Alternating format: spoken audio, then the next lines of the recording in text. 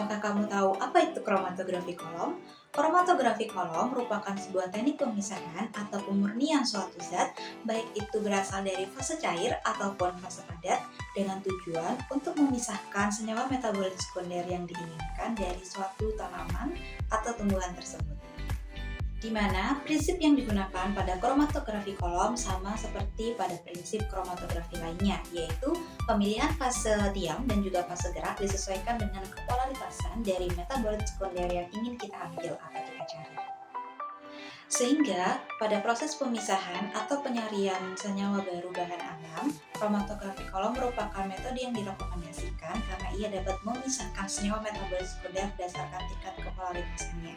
Sehingga dari tingkat kepolaritasan, kita bisa mengidentifikasi senyawa apa yang terkandung pada sebuah tanaman atau tumbuhan yang ingin kita cari kandungannya.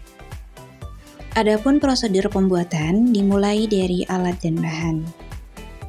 Alat dan bahan yang digunakan yaitu timbangan, seperangkat alat KLT, kemudian gelas ukur, corong, batang pengaduk, kapas, kolom dan statif, botol vial 30 buah, beker gelas, lampu UV, kemudian pipa kapiler, dan terakhir adalah aluminium foil beserta pelarut yang akan digunakan pada kromatografi kolom. Berikutnya adalah prosedur kerja pembuatan kromatografi kolom.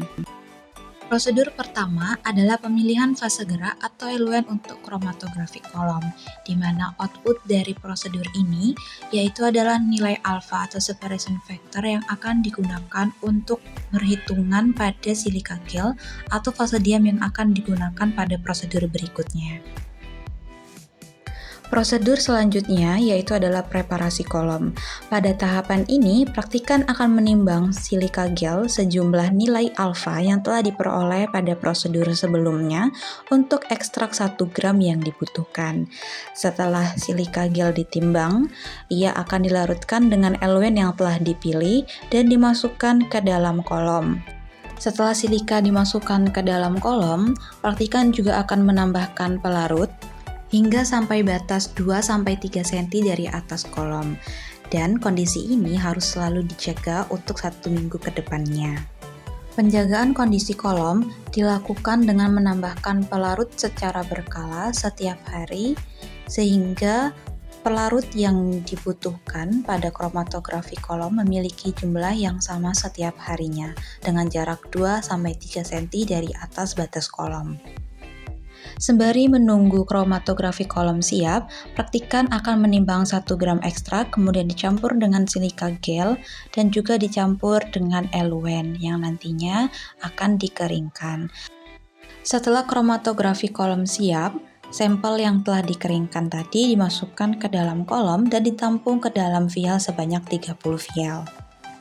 Proses terakhir yaitu monitoring hasil kromatografi kolom dengan KLT, yang mana 30 vial yang telah disiapkan akan diuji dengan kromatografi lapis tipis dengan menggunakan lempeng dan akan dievaluasi di bawah sinar UV 254 nanometer.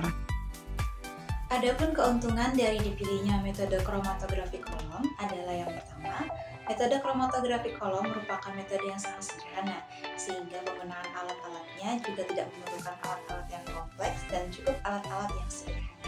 Kemudian yang kedua, dengan menggunakan metode kromatografi kolom, kita juga sudah menghemat biaya karena metode ini merupakan metode yang paling murah dibandingkan metode pemisahan lainnya. Yang terakhir yaitu adalah kerugian.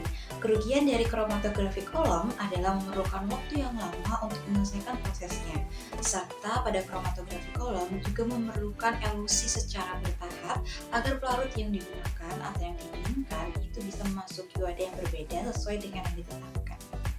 Sekian video kromatografi kolom dari saya, sampai jumpa!